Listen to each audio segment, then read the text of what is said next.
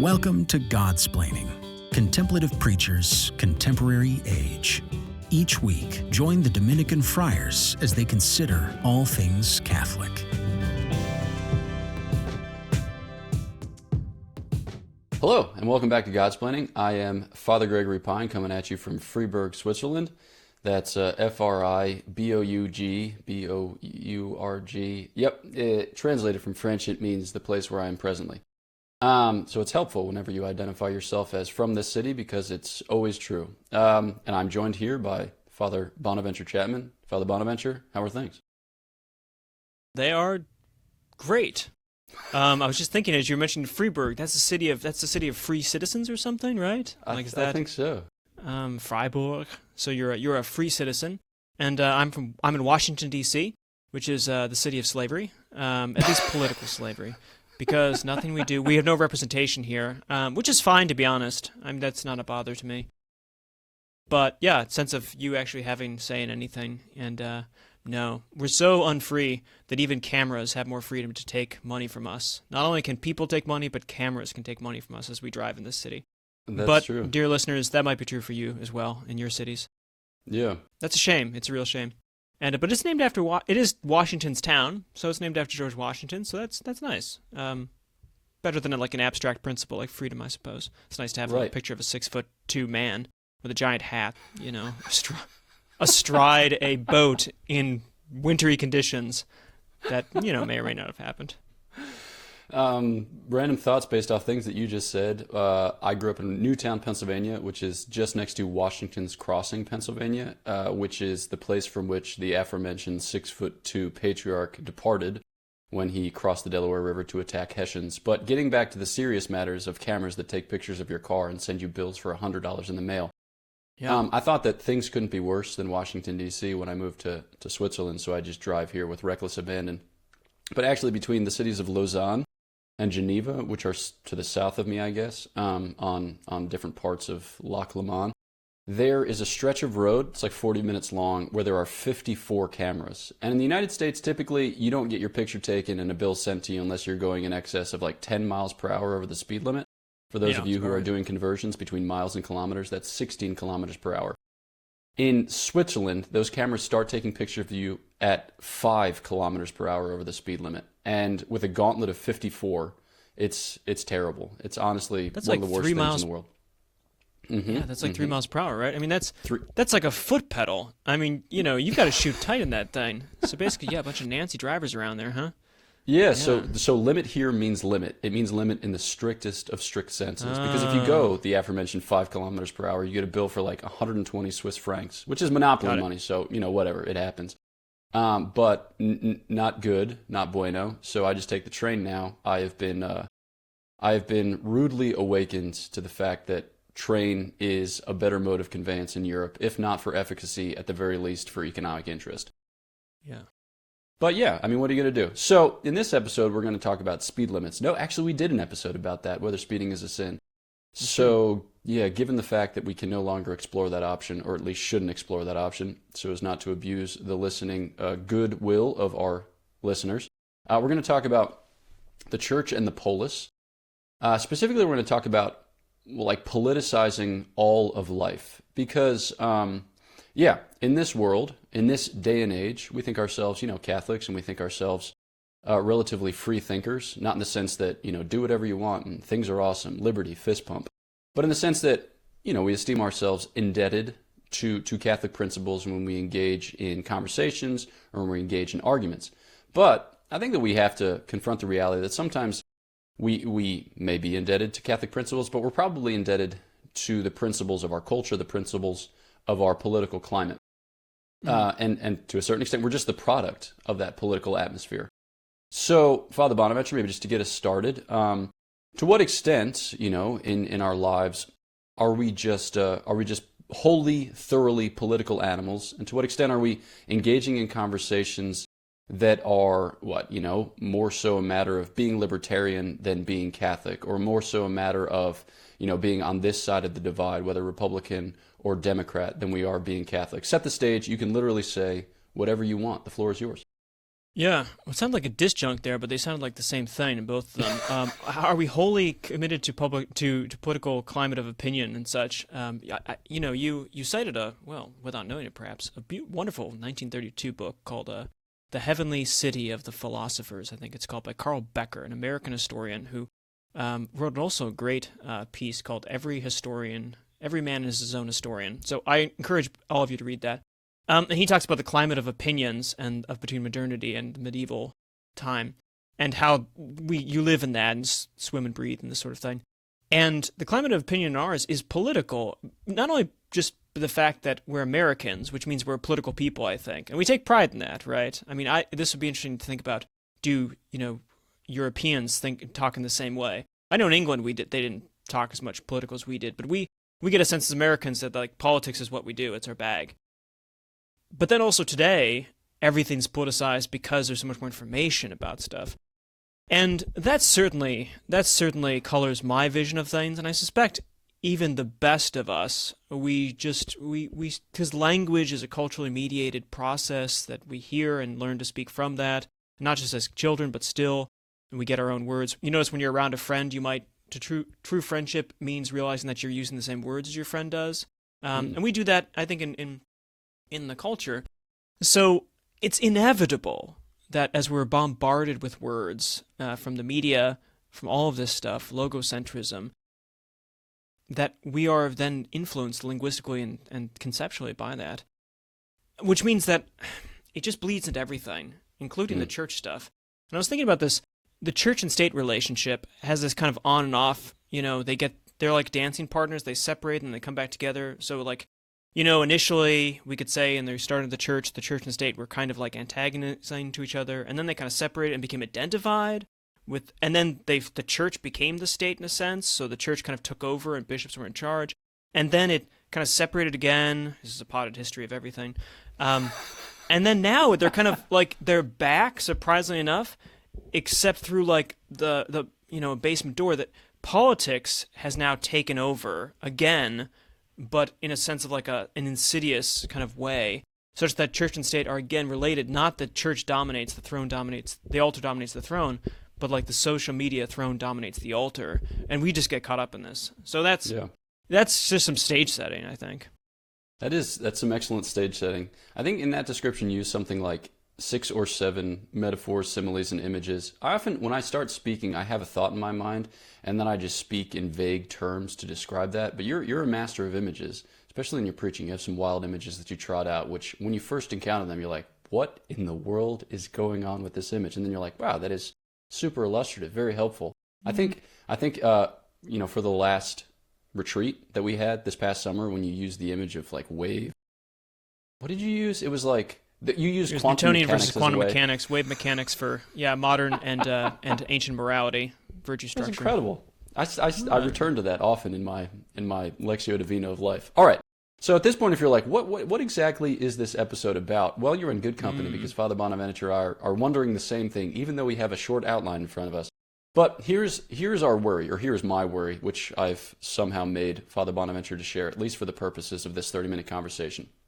I think that when we engage in debates or when we engage in conversations about issues which are near and dear to our heart, all right, we approach it as if it were a matter of Catholic principles, and then we find ourselves falling into somewhat political tropes. Is that bad? No, not necessarily, but I think it's something to be conscious of. So here's an illustration. I will use at least one image in this conversation, and I'm going to use it right now. So let's say that you're engaged in some work of political or social justice in the context of the American culture war, like abortion or same-sex marriage for those who would identify more like conservatively, or the environment or aid to the material poor for those who identify more, progressively on the political spectrum. And then, we're striving for those goals in the context of a political war. So maybe you're doing some advocacy, maybe you're outside of an abortion clinic praying every Saturday or during 40 Days for Life, or maybe you're petitioning your congressman, to advance these different political projects. And you come to discover in the course of the conversation that your religious arguments begin to take on certain aspects of political arguments. Like they're becoming the polarized political arguments that you would see, for instance, on social media or that you would see on Fox News or on CNN. And the worry arises, okay, to what extent am I arguing like a Catholic, or to what extent am I just arguing like an angry American who consumes an incredible amount of media or an incredible amount of news and then just rehearses these potted arguments with increasing retrenchment? So, Father Bonaventure, like, what do you think? I mean, as American Catholics, or as Americans who are Catholic, or as Catholics who are American, to what extent can we be critically conscious of this? To what extent are we free of this? Or is it just something that's going to happen? We just have to be reconciled to it. It's just the way that things are. Well, I mean, I think it's going to happen, but I think it is important to be attentive to it. And the first, I think, just is the realization that we are not that the church is not a polis in the political sense. Like, it's just not. And so our conversations, our communications within that, if they have a tribal or political party aspect to them, we should immediately be suspect. It's like I don't know, when you think of like the Hunt for Red October or something, when you go into like, you know, dangerous territory, like the red light comes in the background underwater, and so everyone knows they're in battle stations. And I think, like, whenever you use a political label in terms of a church position, a red light should go on. It doesn't mean it's nuclear war. You know, it doesn't mean like we're going to have to give up the sub and then, you know, I don't want to give away the ending. But it should be at least be attentive and say, now, hold on a second, is this the right thing? And as you mentioned, like abortion versus the environment, climate control, we have like positions, we get political, our backs up about this, and part of the deal as Americans is just kind of yelling at our opinions at each other, and it's okay.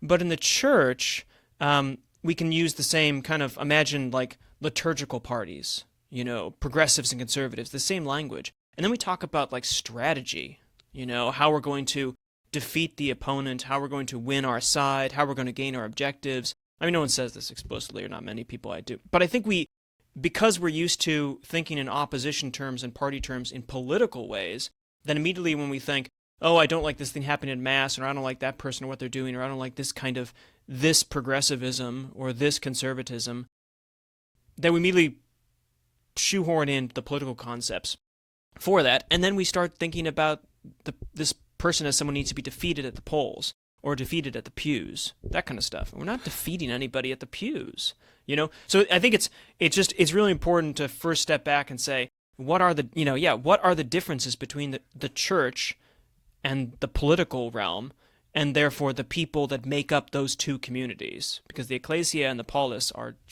they're different entities, they're different natural kinds, you could say. So maybe we can say a word about what makes our argumentation, what makes our discourse distinct as Catholics, and then we can get into, in the latter half of the episode, some practicals for transcending certain limitations, or at the very least, being conscious of those limitations, accepting those limitations, working within those limitations in a way that doesn't hamstring the discourse. So, as Catholics, what are our principles? I think here of the analogy of faith. I think here of what St. Thomas writes in the Treatise on Faith in the Summa Theologiae. The most important things for us, fill in the blank. If you were to ask American Catholics, you would hear a variety of responses. But I think as Catholics, we would say the Trinity and the Incarnation. And, you get your eye roll from many people like, of course. But I don't know to what extent that is an of course type of response. Because sometimes we focus on certain aspects of the faith, or we make, I don't know if I want to say a mountain out of a molehill, but I just said molehill. Well, there you go, Father Joseph Anthony Kress. That's an homage to you and St. Clairsville pronunciation. Moten Idos. Mow it down. So the biggest things for us are the fact that God is a communion of persons, and the fact that the second person of the Most Blessed Trinity took human flesh. When it comes to applying those principles, obviously the type of work that it takes to take two doctrines of the faith and then see them play out when it comes to whether or not you get your hair cut today or tomorrow, or whether you brush your teeth with Crest or with Arm & Hammer, it's going to take some translation. Truth be told, most of that stuff doesn't matter too terribly much. So I think having a sense of the whole, having a sense of what is most principled, finding common ground in our arguments is going to be important. In your experience of these types of things, do you have any hope that we can establish common grounds in liturgy wars, or in whatever, social justice wars, or in what would one say, like life, family issue wars. Do you think that it's actually possible for us to establish common ground, to work off a common base? I think it's harder, but I think we need to remind ourselves, this is where the intellect kind of comes over the will on this one, is remind ourselves that we already do have a common base. I mean, if we believe in baptism, we believe that the sacraments are real. I suppose that's another kind of, that's applied Christology, you could say, the kind of outworking of the incarnation. That we already are connected to them, to the other people. And we have to, and that's an act of faith, of course. You can't see that, really. It's a matter of knowing that actually this person, if this person is a faithful Catholic, they are already connected to me by the grace of baptism and by the other sacramental graces, so that I already have, in a sense, I don't know, think about it like a grappling hook has already been attached, such that I can pull these two kind of buildings, these things together, because it's already linked in. I don't need to convince them of becoming a member of my party. We're already a member of the same party. And to have faith and bank on that we can appeal to that with each other, not as rhetorical propositions, but as substantial positions about our unity of heart and mind, that we would want to, or at least we kind of think about, I think we ignore sometimes, because we treat the other person, again, as a member of a rival political party. But they're just intellectually, they're not a member of that. And not just as like our attitude, but a matter of ontology. They're working with the grace of God. That's the claim, at least. Yeah. All right. So those are some principles. We have them on the table, and now we're going to do applied discourse in the latter half of the episode. So we'll go to a break, stick with us, and on the other end, we'll do some practicals. So here we go.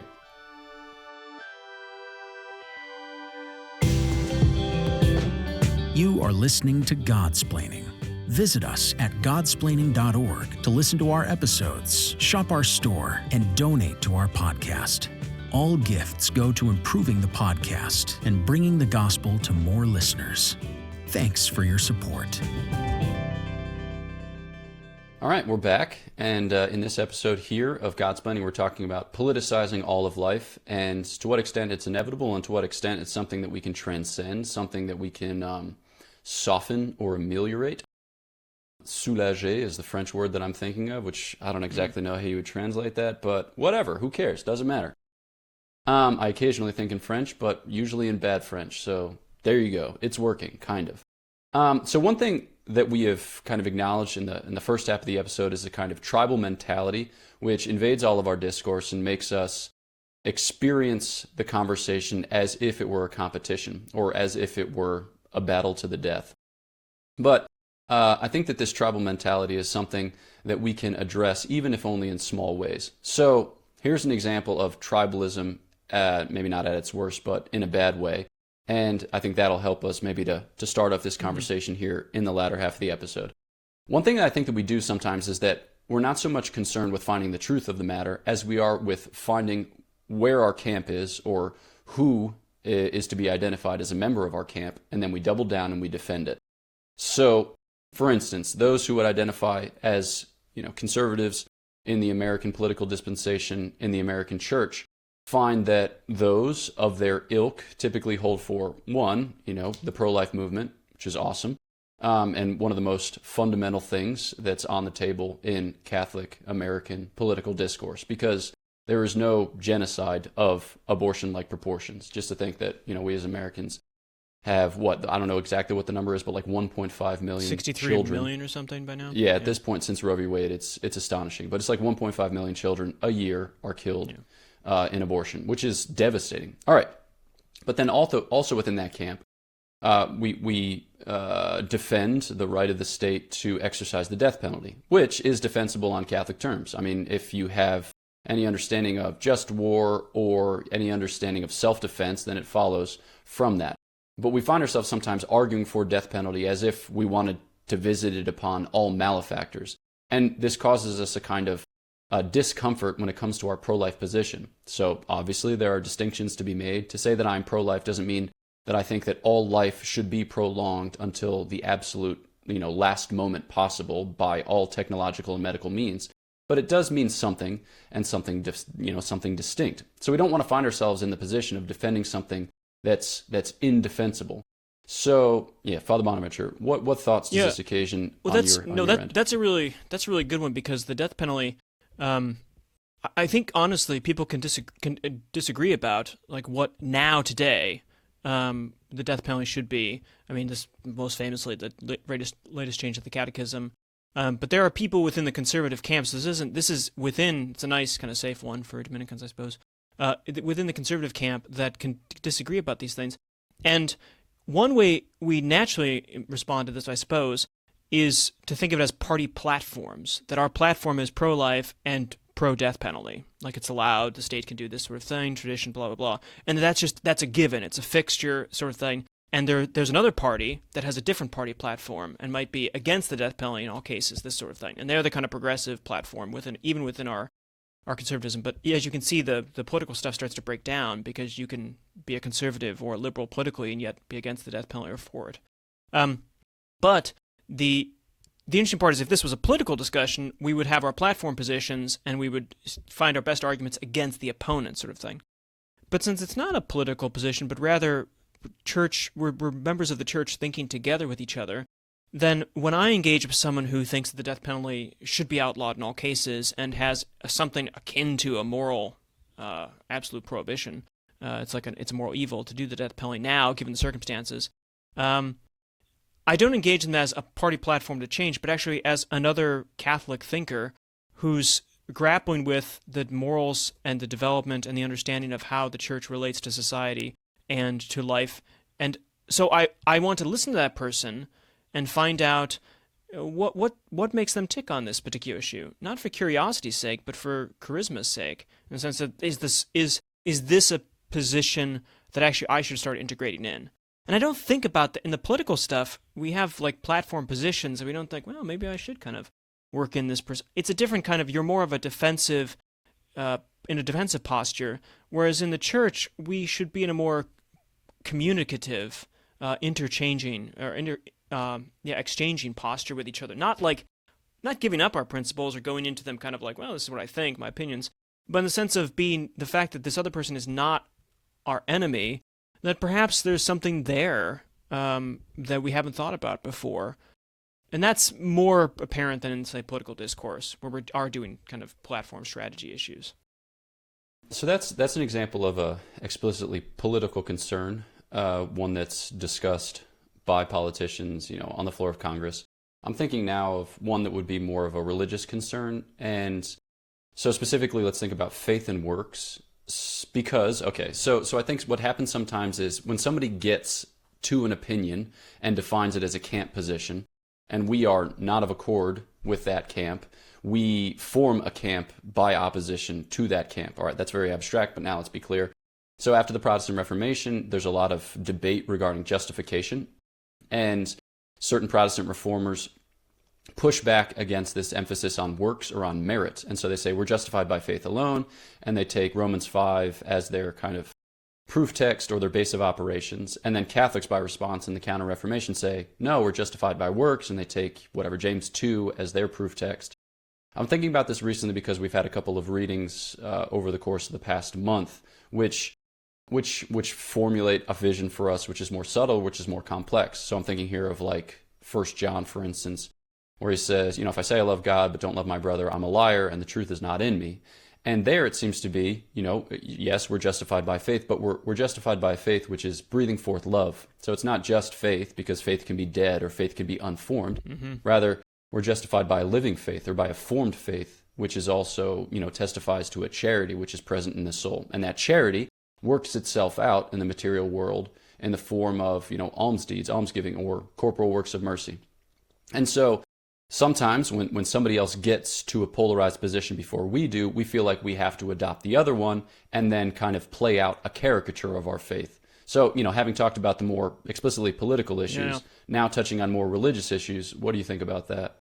Yeah, it's easy to do because again we think in polar, in opposites and binaries. You could say we don't have to be Levi-Straussian about this, but we do think in we set up oppositions in binaries, and so if someone makes a claim in this and they are not us, then it must be the case that I am, since I'm different, I must be also different on this position, and we must drive to the extreme on it. And the faith and works one is a classic because it's about winning arguments, right? If this other person says this, and if you say the opposite and can show the opposite and have no contamination with that other person's position, then you can defeat them soundly. Whereas if they say faith alone, and you say, well, yeah, faith alone, but kind of mixed in a way, then you have a harder position to argue for because you have to differentiate yours as well as taking on part of theirs. Where if you say no, works, you're just totally wrong, then it's both of you are just arguing from the one position. It's easier debating wise to argue for that as opposed to trying to give the more complex position. But life's mysterious, don't take it so serious. It's complicated. There's a little rhyme for you I learned from a hermeneutics professor and Dr. Richard Pratt down in Orlando. So not to say who knows, but we do have a tendency. I mean, this happens with Dominicans too, right? We beat the drum for Thomism and stuff, and we're intellectualists, so we don't believe in the will, so we don't think the will is important and love's not important. That's what the Franciscans are for. But we're all intellect before the will. Well, yeah, but so what? The will doesn't do anything. Knowing before loving. You got to know something before you love it, right? So loving doesn't matter, right? No, but we easily, because we think in these binary terms. I think and that's what politics are doing. But you should step in. We're both and people. This is a Tresian kind of insight, right? This is practically, whenever you feel a binary forming, reach out in love. Try to grab that sucker and see if you can put it together, because chances are there's a way, if it's a liturgical or a theological thing, it's probably true that you can grasp some of the insights from the opponent. There are some things that are ungraspable, that's for sure. You're not going to reach out with, Arius or an Nestorian and, kind of traditional Christianity. But we can make an attempt because God, of course, our object is so much bigger than our reasoning that there's a chance that actually we might be able to integrate that. And anyone who studies Catholic history and theology knows it's a big subject. So I think the practical stuff of trying to instead of opposing something and distancing, when you hear a conflicting opinion, trying to make an attempt. I think Thomas does this too. This is how he kind of works in the Summa. Seldom affirm, never deny, always distinguish. All right, so in this just last little bit, let's see if we can formulate some takeaway points. I think one thing, reach out in love, I think is a beautiful tagline, and if I were to write a description for this episode, that'd be a good one with which to leave the listener. Another thing that I think is oftentimes we conceive, like you said, with this binary understanding, we conceive of our arguments or we conceive of our debates as us versus them. A wise Dominican with whom we were in formation, Father Thomas More Garrett, said, when you find yourself saying us versus them, it's more often the case that it's us versus the evil one, right? To find the common ground, not in a kind of naive way, say everyone basically agrees, there's just these small disagreements, because there are real disagreements and we do have real enemies and we shouldn't be Pollyanna-ish about that. But to try to seek to redefine the conflict in terms of, okay, our battle is not with flesh and blood, but with powers and principalities. And Satan wants us all to go to hell, and he's going to try to sow seeds of discord. And when he does so, he will have won, provided only that he can keep us occupied and arguing about things of, oftentimes secondary importance, or at the very least, arguing vehemently and vociferously in a way that gives no ground to the other party, because we would rather die than give that ground. So I think trying to back off the us versus them is one way in which we can advance in our conversations. But yeah, as for your part, what are other takeaway points? The other thing I think is, and this is a more speculative point, I think, is that in politics, in liberal democracies as we live in, we are either the highest authority individually, like me and Father Gregory, or we're co-highest authorities. So we have presidents and all of this, but as we often want to say, they work for us. The reason why they're there is because we voted them in or attempted to, but we're all on the same level. President's going to become another citizen like us, and at the moment, they are just exercising the will of the people. Ideally, that's what they're supposed to be doing, so that we're all at least either in charge ourselves, or we're on the same level with our other citizens. No citizen is better than any other citizen in a liberal democracy. Let's just bracket whether that's a good idea or not. In the church, that's not the case. We're not all. There are hierarchies, and fundamentally, we're not the highest point or even the co-highest point. We're all under Christ and his headship, and then flowing down from that. And so immediately that means that actually we have a higher appeal and we live underneath someone else, at least one other person, but three, at least some other structure, so that even though I might be equal to you in some rank, we're all subordinate. And that is a fundamental difference. I think it's a reminder that we have, both of us can appeal to higher authorities, whereas in our political discourse, I'm only pragmatically not the highest authority, because I'm not the president at the moment, but I could be. And that's modal's tough. Modal distinctions are tough. We won't get into that.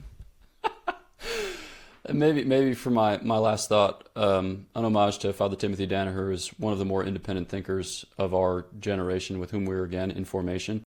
And when these tropes would arise in the context of debates, whatever it was that we were discussing, I was impressed often by his capacity to think apart from the dialectic, right? So just to return to principles, and honestly, to live a real gospel mentality of repentance, of metanoia, to put on the mind of Christ and to submit your mind to that of Christ, and to be open to the astonishing revelation that sometimes it means separating a bit from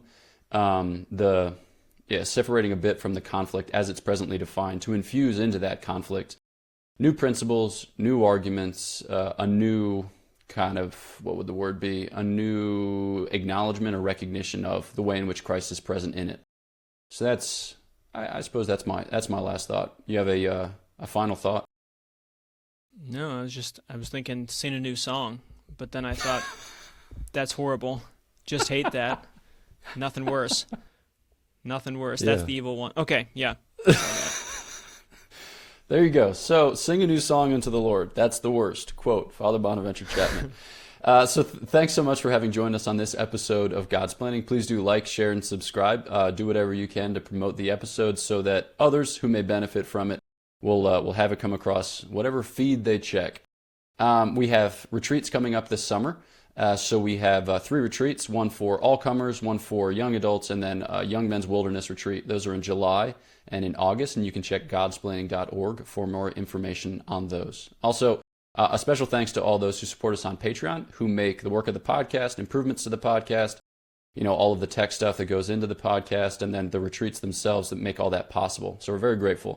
If you haven't yet considered making a donation to the podcast, we warmly encourage you to do so. But again, your prayers are the very most important thing that you can contribute, and we're super, super grateful for those. That's it. Our prayers are for you. Please pray for us, and we will catch you next time on Godsplaining. Thanks for listening to Godsplaining, a work of the Dominican friars of the province of St. Joseph. Follow us on Facebook, Twitter, and Instagram. Leave a review on your podcast app. And visit us at godsplaining.org.